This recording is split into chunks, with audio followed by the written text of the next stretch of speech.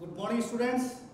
English medium chemistry classes के अंदर हम कोऑर्डिनेशन कंपाउंड इस चैप्टर में हमने लिगेंड्स के बारे में पूरा पढ़ लिया और अब टॉपिक है अपना ये कि कोऑर्डिनेशन नंबर जो हमने कल पढ़ लिया था। अब है ऑक्सीडेशन स्टेट, इसको हम ऑक्सीडेशन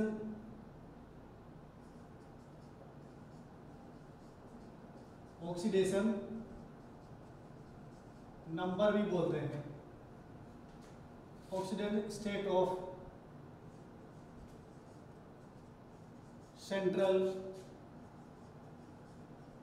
मेटल आयन और एटम।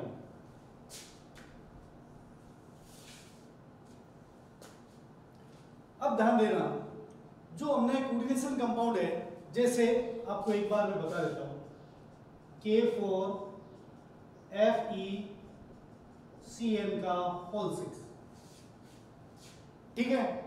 कोऑर्डिनेशन कंपाउंड के अंदर जो हमने कल पढ़ा था, तो ये तो होता है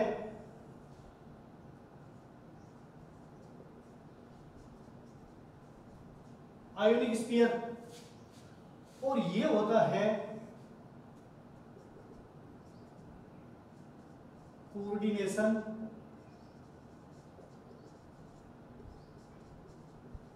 स्फीयर।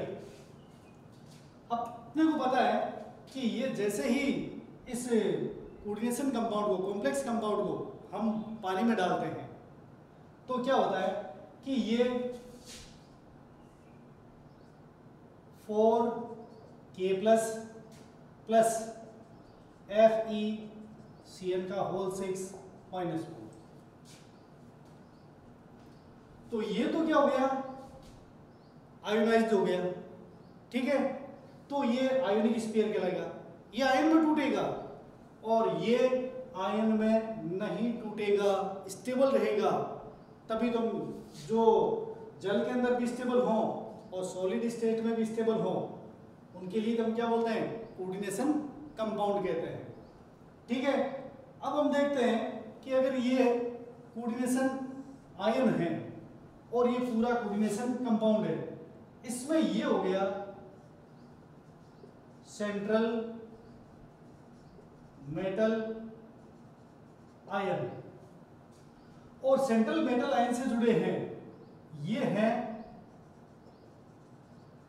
लिगेंड्स, ठीक है। और ये हैं नंबर ऑफ लिगेंड्स, ठीक है। तो यहां पर Fe है सेंट्रल मेटल आयन है, ठीक है। Cn है वो लिगेंड हो गया, और ये बाहर लिखा हुआ है ब्रैकेट के बाहर 6 है, ये नंबर ऑफ लिगेंड्स है, ठीक है। और अब आपको जैसे ये नंबर ऑफ लिगेंड्स हैं, तो अगर ये मोनोडेंटेड है, ठीक है, तो इसका कोऑर्डिनेशन नंबर है, मोनोडेंटेड है तो वो 6 हो जाएगा, 6 हो जाएगा। क्यों मोनोडेंटेड? अगर यहाँ पर कोई बाइडेंटेड, ट्राइडेंटेड जो कल बताया था, उसके आधार पर कितने लिगेंड है, बाइडेंटेड है 2 से मल्टीप्लाई कर दो, ट्राइडेंटेड है 3 से मल्टीप्लाई कर दो, अगर 2 है 3 से मल्टीप्लाई कर दिया 6 आ गया, तो 6 क्या हो गया, उसका कोऑर्डिनेशन नंबर हो गया, ठीक है। तो ये पढ़ा था। अब ध्यान देना, हम यहाँ टॉपिक में क्या लिख रहे हैं, ऑक्सीडेशन स्टेट या oxidation number of central metal ion और एटम। अब ये जो सेंट्रल मेटल आयन या एटम है, इसकी ऑक्सीडेशन स्टेट, ठीक है ना, जिसको हम वैलेंसी भी कहते हैं, वो कितनी है, ठीक है। तो होती क्या है कि ये इस सेंट्रल मेटल आयन पर चार्ज होता है, आवेश होता है। कितना चार्ज है,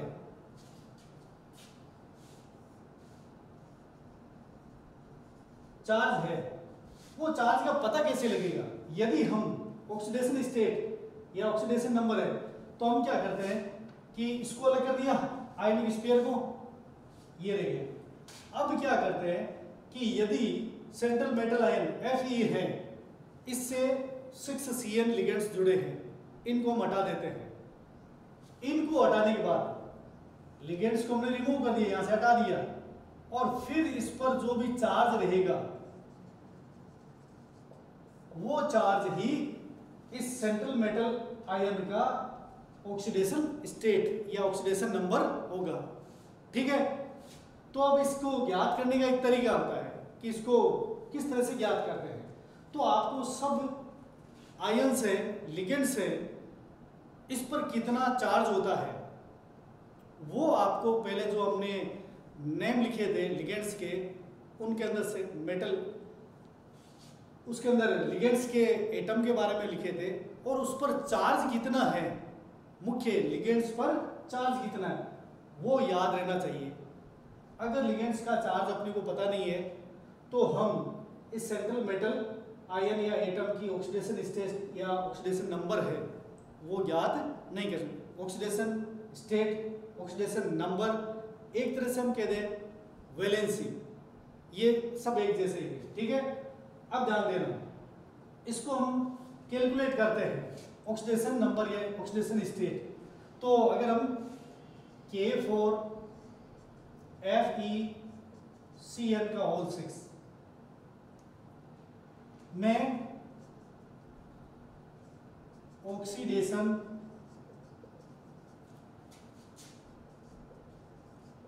स्टेट ऑफ Fe, अपने को कैलकुलेट क्या करना है, Fe की ऑक्सीडेशन स्टेट याद करनी है।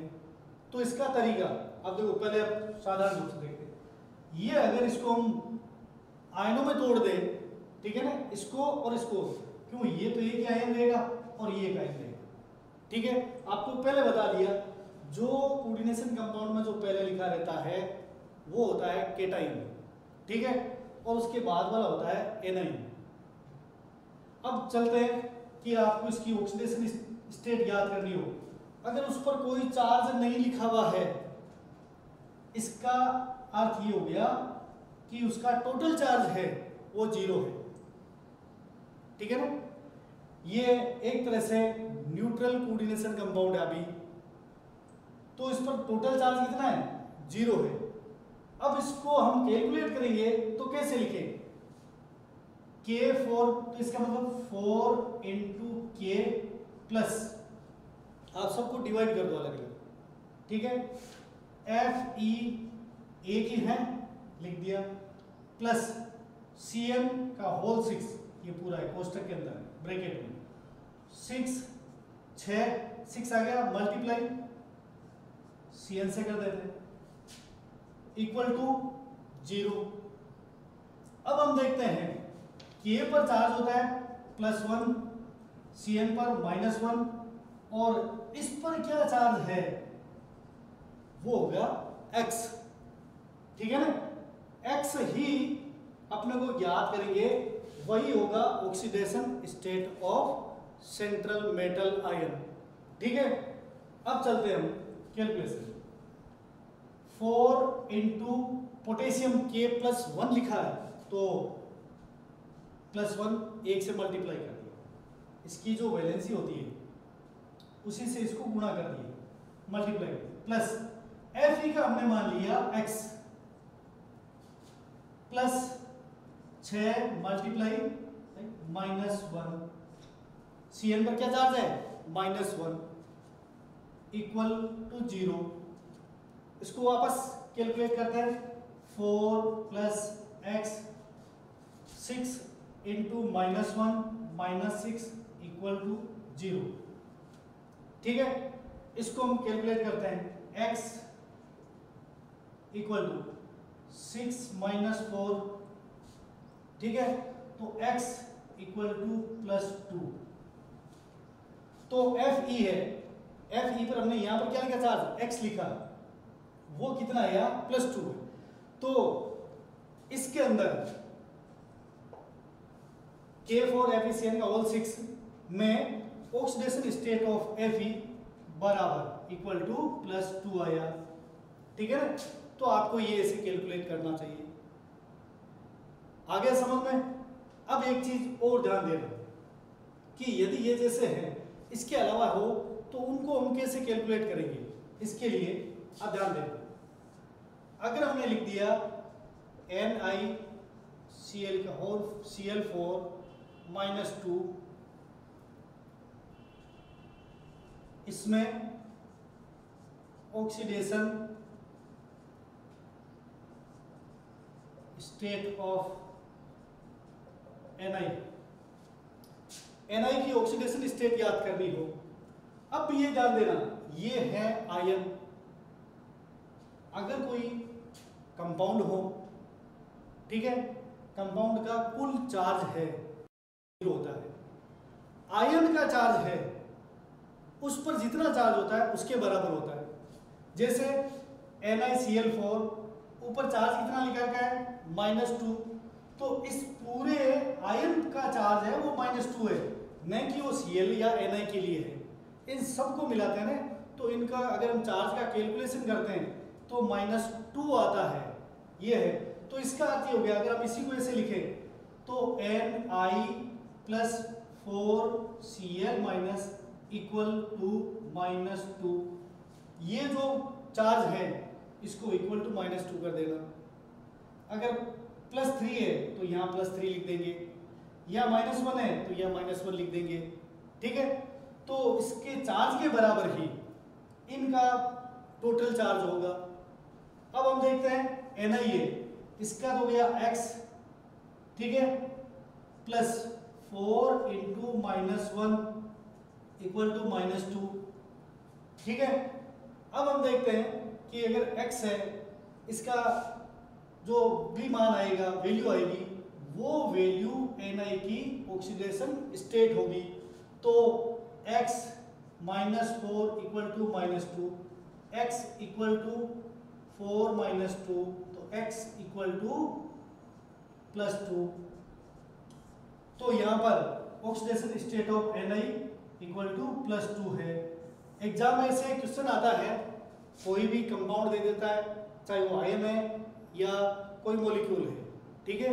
तो आपको ये ध्यान रखना, मॉलिक्यूल है, ठीक है, न्यूट्रल मॉलिक्यूल, तो उसको आप अगर कोऑर्डिनेशन कंपाउंड है तो टोटल चार्ज इक्वल टू क्या लिखोगे, 0। कोई भी अगर आयन आ गया, कोऑर्डिनेशन आयन आ गया, तो आयन पर जो चार्ज होगा वो इक्वल टू चार्ज लिख देना, ठीक है, और कैलकुलेशन करना। इसमें अपने को क्या याद रखना मुख्य, हमें जैसे कोई भी लिगेंड आ गया उस पर चार्ज याद रहना चाहिए, जो आपको पहले बता दी, उस चार्ज के आधार पर ही हम ये मान निकाल सकते हैं, ठीक है। अब ऐसे ही यदि कोई जैसे CONH3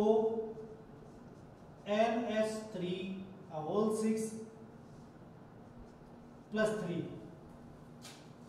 तो इसमें पूछा जाएगा ऑक्सीडेशन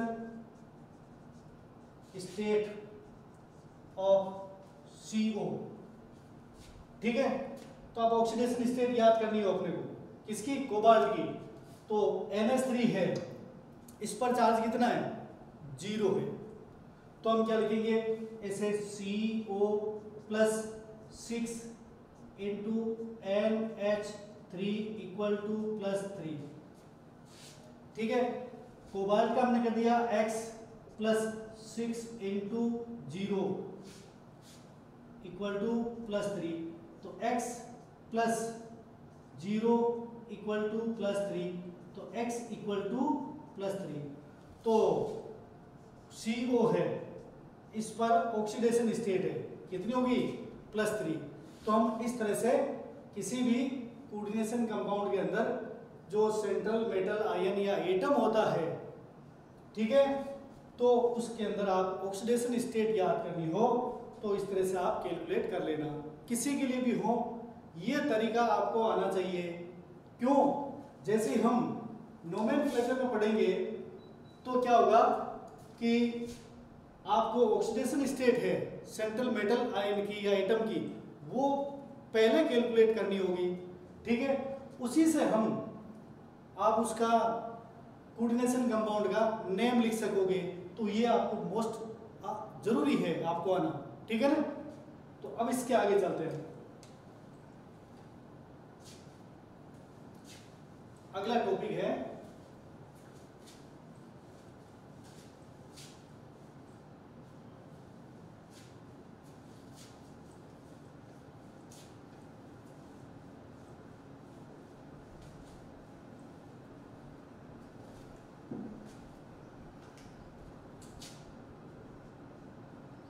होमोलैक्टिक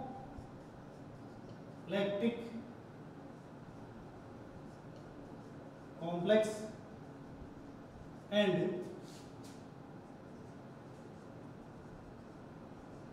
हेटेरोलैप्टिक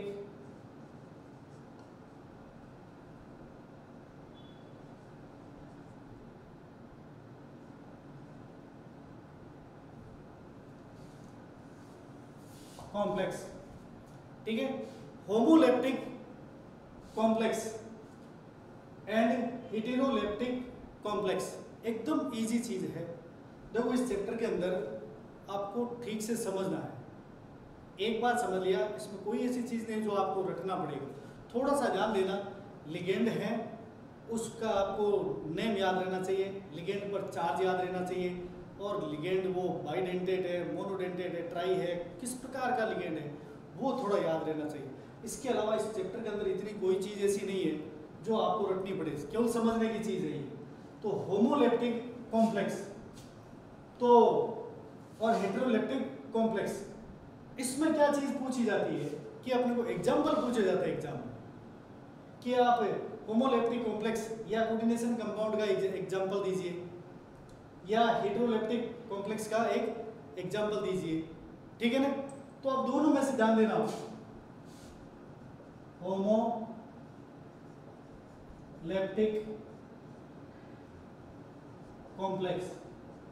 कॉम्प्लेक्स या कोऑर्डिनेशन कंपाउंड, इसमें क्या होगा, जितने भी लिगेंड हैं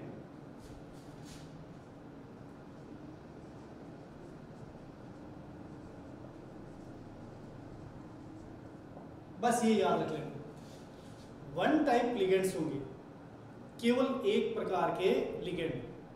ठीक है, और वो सब के सब किससे जुड़े रहेंगे, सेंट्रल मेटल आयन या एटम से। सेंट्रल मेटल एटम या आयन से जो लिगेंड जुड़े हुए हैं कोऑर्डिनेशन बॉन्ड के द्वारा, वो सब के सब एक ही प्रकार के हों। ठीक है, चाहे वो 2 है, 3 है, 4 है, 5 है या 6 है, वो सब के सब एक प्रकार के रहेंगे, तो वो कॉम्प्लेक्स या कोऑर्डिनेशन कंपाउंड क्या कहलाएगा, होमोलैप्टिक कॉम्प्लेक्स कहलाएगा। अब इसमें हेटेरोलैप्टिक कॉम्प्लेक्स, इसमें क्या रहेगा,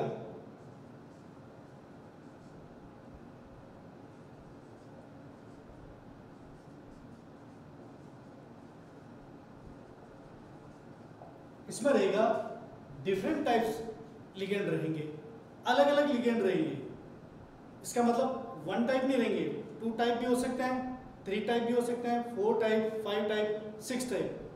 ठीक है ना, तो इस तरह से 6 टाइप। अब एक और मैं आपको बता देता हूं, अपने इस टॉपिक के अंदर हमने जैसे पॉलीहेड्रॉन पढ़ा था, पॉलीहेड्रॉन, तो उसमें हमने ये पढ़ा कि सेंट्रल मेटल एटम से जुड़े हुए लिगेंड है, उसकी 3D स्ट्रक्चर क्या है, सिस्टम क्या है, किस तरह से। तो हमने शुरू किया था कहाँ से कि सेंट्रल मेटल 4 लिगेंड जुड़े हुए हैं, 5 जुड़े हुए हैं, 6 जुड़े हुए, 3 भी हो सकते हैं, 2 भी हो सकते हैं। अगर 2 हैं तो उसकी स्ट्रक्चर हो जाएगी लाइनर, एक लाइन बीच में सेंट्रल मेटल आयन आ जाएगा, एक लिगेंड इधर आ जाएगा, एक लिगेंड इधर आ जाएगा। ठीक है ना, सेंट्रल मेटल आयन से यदि 2 लिगेंड जुड़े तो उसकी लाइनर स्ट्रक्चर हो जाएगी। 3 है तो क्या होगा, सेंट्रल मेटल आयन बीच में रह जाएगा, एक ऊपर, एक प्लेनर में ऐसे, एक प्लेनर में ऐसे, 3 आ जाएगी, ट्राइगोनल स्ट्रक्चर बन जाएगी उसकी। ठीक है, फिर 4 है, 5 है, 6 से ज़्यादा के लिए मत करना। ठीक है ना, तो कोऑर्डिनेशन नंबर है वो 6 से ज़्यादा मत करना, 7, 8 ये मत करना, क्योंकि हमने लिगेंड भी पढ़े थे, हेक्साडेंटेट तक पढ़े थे। ठीक है ना, तो ये एक तरीका याद रखना। अब होमोलैप्टिक कॉम्प्लेक्स है। ठीक है, अब होमोलैप्टिक कॉम्प्लेक्स के अंदर क्या रहेगा कि सेंट्रल मेटल आयन से 1 टाइप लिगेंड जुड़े हुए रहेंगे, और हेटेरोलैप्टिक कॉम्प्लेक्स में सेंट्रल मेटल आयन से डिफरेंट टाइप के लिगेंड्स जुड़े हुए रहेंगे। अब इसके एग्जांपल हैं, जैसे अगर हमने लिखा CONH3 का होल 6 +3, ठीक है, और ये लिख दिया FeCN का होल 6 -4, और यदि हमने लिख दिया CuNH3 का होल 4 +2, ठीक है, ये लिख दिया FeH2O का होल 6 -2, ठीक है, +2 लिख देता हूं। तो इस तरह से देखो, ध्यान देना, ये सब क्या हो गए, ये है सेंट्रल मेटल आयन है, आयन से जो स्क्वायर ब्रैकेट के शुरू में पहला एलिमेंट रहता है वही कहलाएगा सेंट्रल मेटल एटम या आयन कहलाएगा, और उससे जुड़े हुए ये सब क्या है, लिगेंड है, ठीक है, ये लिगेंड्स है। ये लिगेंड्स देखते हैं हम सब के सब, इसके अंदर कोबाल्ट के अंदर CO से 6 क्या जुड़े हुए हैं, NH3 लिगेंड जुड़े हुए हैं, Fe से 6 CN लिगेंड जुड़े हुए हैं, Cu से 4 NH3 लिगेंड जुड़े हुए हैं, Fe से 6 H2O लिगेंड जुड़े हुए हैं। तो सिर्फ वन टाइप लिगेंड ही सेंट्रल मेटल आयन से जुड़े हुए हैं। तो इस प्रकार के कंपाउंड हैं, ठीक है, वो कहलाएंगे होमोलैप्टिक कॉम्प्लेक्स या कोऑर्डिनेशन कंपाउंड। अब यदि हम इसके अंदर अलग अलग टाइप के जोड़ दें तो वो कहलाएगा हेटेरोलैप्टिक कॉम्प्लेक्स, ठीक है। तो हेटेरोलैप्टिक कॉम्प्लेक्स के अंदर अब हम देखते हैं कि जैसे CONH3 का होल ट्वाइस Cl4, ठीक है, -1 लिख दिया या माइनस लिख दिया। अब जो मैं यहां पर जो लिख रहा हूं +3 -4 +2 +2, अब ये आपके समझ में ये सोच रहे हैं ये लिखे कैसे गए हैं।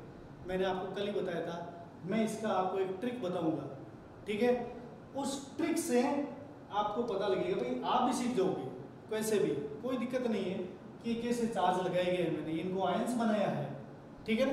ये आयंस अपने आप ही किस तरह से कितना इस पर चार्ज लिखना है वो भी आप सीख जाओगे, ठीक है। पहले आपको इसके बारे में समझना है। तो ये क्या हो गया कि कोबाल्ट है, कोबाल्ट से क्या हो गया, 2 NH3 लिगेंड जुड़े हुए और 4 Cl जुड़े हुए, ठीक है।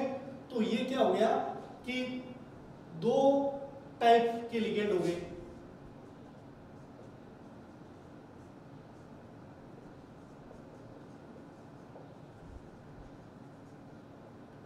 टाइप्स लिगेंड हो गए। तो 2 टाइप लिगेंड है, इसका अर्थ हो गया 1 टाइप नहीं है, डिफरेंट टाइप लिगेंड हो गया। तो ये किसका एग्जांपल हो गया, हेटेरोलैप्टिक कॉम्प्लेक्स का हो गया। ऐसे यदि हम ऐसे लिखे FeCN का होल 4 और Cl2, ठीक है, और इस पर चार्ज लिख दिया हमने +2 तो -4 लिख दिया, ठीक है, -4 लिख दिए। अब ध्यान देना, इसमें क्या हो गया, एक टाइप के Cl लिगेंड है, 1 टाइप ये हो गया, और सेकंड टाइप क्या हो गया, Cl है।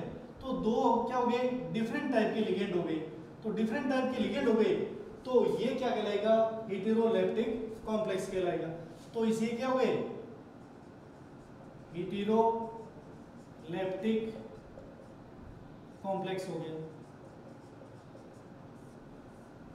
ठीक है।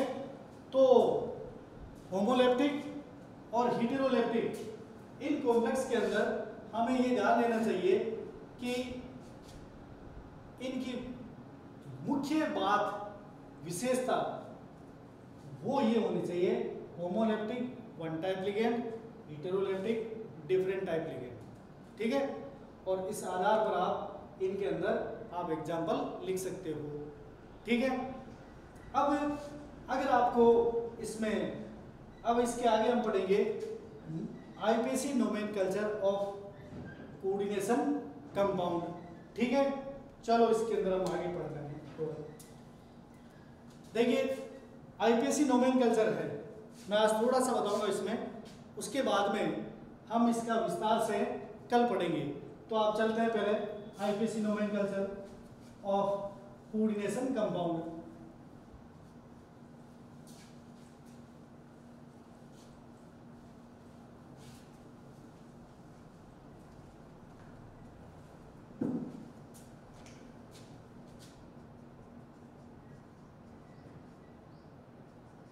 IPC nomenclature of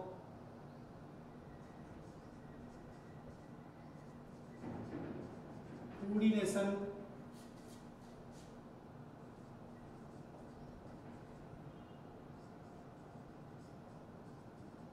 compounds.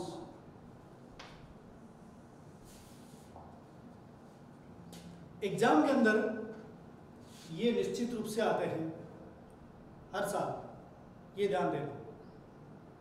तो आपको थोड़ी बहुत चीजें हैं, मुख्य रूप से दो हैं जो हमने यहाँ पढ़ी अभी तक, उनमें से क्या चीजें याद रखनी है जिससे कि हम कोऑर्डिनेशन कंपाउंड का आईपीसी नेम लिख सकें, ठीक है ना।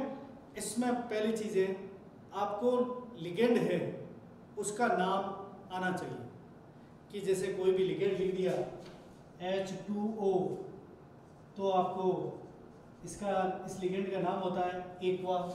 अगर ये आ गया NH3, तो आपको ये ध्यान रहना चाहिए, इसका नाम होता है एमाइन, ठीक है। तो ये लिगेंड का नाम याद रहना चाहिए पहली चीज। आज मैं जो चीजें थोड़ी बता रहा हूँ उनको ठीक से समझ लें, लिगेंड का नाम याद रहना चाहिए।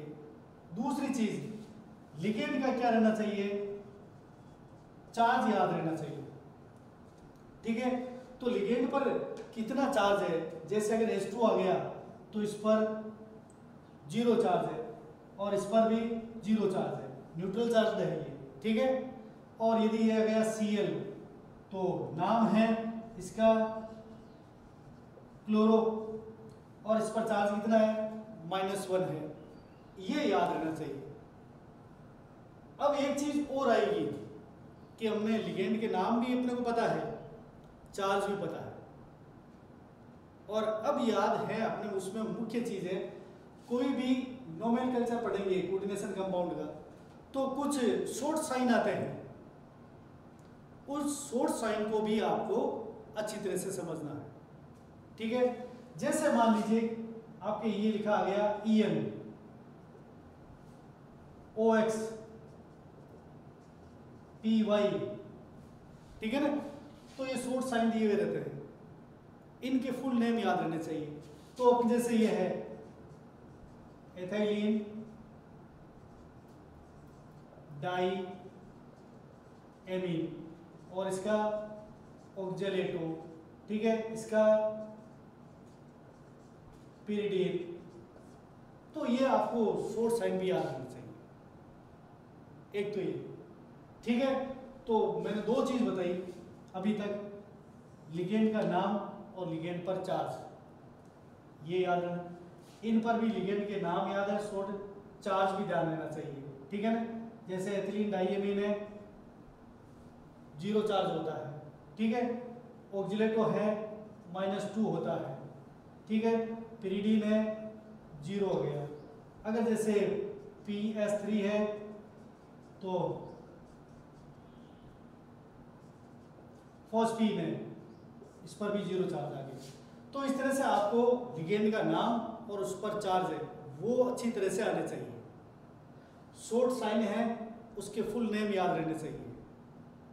इसके अलावा अब जो मैंने अभी टॉपिक बताया था वो सबसे इंपॉर्टेंट है, वो रहेगा अभी जैसे oxidation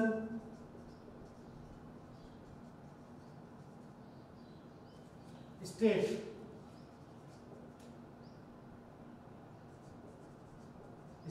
of central metal ion, oxidation state of central metal ion. ये आपको जैसे ही कोऑर्डिनेशन कंपाउंड का आईपीसी नेम लिखेंगे तो पहले ये कैलकुलेट करना होगा अपने को। अगर जैसे मान लो अभी हमने पढ़ा था K3, लिख देता हूं यहाँ K3FeCl6, ठीक है। अगर ये हमने लिख दिए तो अपने को पहले क्या करना है कि जैसे मैंने बताया इतनी चीजें आपको अगर ध्यान में है, ये ध्यान रखना, इसमें लिगेंड वन टाइप का लिगेंड है, क्या है, Cl है, Cl है, इसका नेम क्या होता है, लिगेंड नेम क्लोरो, इस लिगेंड पर चार्ज क्या होता है, -1, ठीक है। ये आपको याद रहना आवश्यक है, ठीक है। अब क्या करना, दूसरी स्थिति में चलेंगे हम, तो oxidation state of central metal ion, पहले ये कैलकुलेट कर लेना होता है। जैसे इसकी कैलकुलेशन करते हैं तो अब देखो 3K plus Fe plus 6 into Cl minus equal to 0। K क्या होता है, 3 इंटू +1 प्लस Fe का x plus 6 into -1 equal to 0। तो यह आ जाएगा 3 plus x minus 6 equal to 0, तो x इक्वल 6 माइनस 3, तो x इक्वल टू +3। तो Fe है, Fe की ऑक्सीडेशन स्टेट है, वो क्या हो गई, +3। तो ये कैलकुलेशन भी अपने को करनी रहेगी, किसी का भी अगर नाम लिखते हैं तो, ठीक है ना। तो ये चीज आ गई, तो अपने को बता दिया मैंने कि अब ये चीज है। अब आपको एक और बता दूं, वो भी आपको ध्यान देना है, ठीक है। लिगेंड्स के नाम है, वो आपको याद रहने चाहिए। अब इसमें हम चलते हैं कि यदि हम कोऑर्डिनेशन कंपाउंड है, जैसे हमने लिखा है K3FeCl6, ठीक है। तो इसको मैंने दो पार्ट में पहले कल बता दिया था, बांटा था।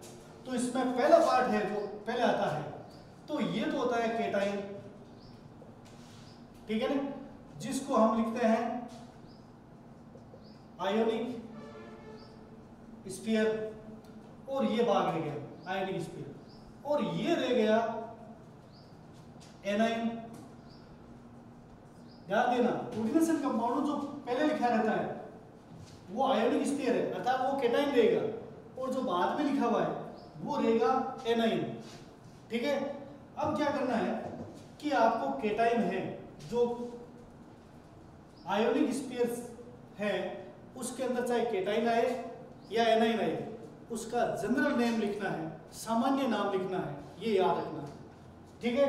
अब रह गया जो कोऑर्डिनेशन स्फीयर है, ठीक है, इसके अंदर हमें ये याद रखना, एनाइन है, ये क्या हो गया, कोऑर्डिनेशन स्फीयर। कोऑर्डिनेशन स्फीयर में अब ये ध्यान रखना, अगर पहले केटाइन आ गया बाद में एनाइन है, तो एनाइन है अर्थात एनाइन है, तो एनाइन है, तो आप इसका जो नाम लिखोगे कोऑर्डिनेशन कंपाउंड है वो एनाइन के रूप में है, और ये केटाइन के रूप में भी हो सकता है, ये ध्यान देना। अगर मैंने ऐसे लिख दिया CuMH3 का होल 4 SO4, तो ये तो हो गया केटाइन, और SO4 है, ये हो जाएगा एनाइन। तो ये कोई जरूरी नहीं है कि पहले केटाइन है कॉम्प्लेक्स एनाइन हो या केटाइन हो, कोई आवश्यक नहीं, पहले अगर केटाइन रहेगा बाद में क्या रहेगा, एनाइन, ठीक है। तो इसमें ये याद रखना कि अगर नाम लिखते हैं तो अपने दो पार्ट हैं कोऑर्डिनेशन कंपाउंड के, वो करने आने चाहिए। किसमें डिवाइड करना है, केटाइन और एनाइन के अंदर, ठीक है। और केटाइन और एनाइन में करने के बाद में हम देखते हैं कि कॉम्प्लेक्स या कॉम्प्लेक्स एनाइन है या कॉम्प्लेक्स केटाइन है। ये एनाइन है तो ध्यान रखना, तो ये हो गया कॉम्प्लेक्स एनाइन, ये कॉम्प्लेक्स एनाइन है। और ये क्या हो गया, अगर इस कंपाउंड में देखें तो ये हो गया कॉम्प्लेक्स केटाइन हो गया। तो ये दोनों चीजें हैं, कॉम्प्लेक्स केटाइन भी होता है और कॉम्प्लेक्स एनाइन भी होता है। आपको ये डिवाइड करना आना चाहिए, ठीक है। अब इसके अंदर आपको कोई भी नोमेनकल्चर में ये इतनी चीजें हैं आपको आज तैयार करनी है, ठीक है। और इससे संबंधित कोई भी चीजें अगर कोई समस्या हो तो आप कमेंट्स बॉक्स में जरूर लिखिएगा। टेक्स्ट बुक के अंदर पीछे कुछ एक्सरसाइज दे रखी है, आप उन क्वेश्चंस को सॉल्व करिएगा, ठीक है ना, जिससे कि आपको जितनी चीजें पढ़ाई है वो आपकी क्लियर हो जाएगी, ठीक है। धन्यवाद।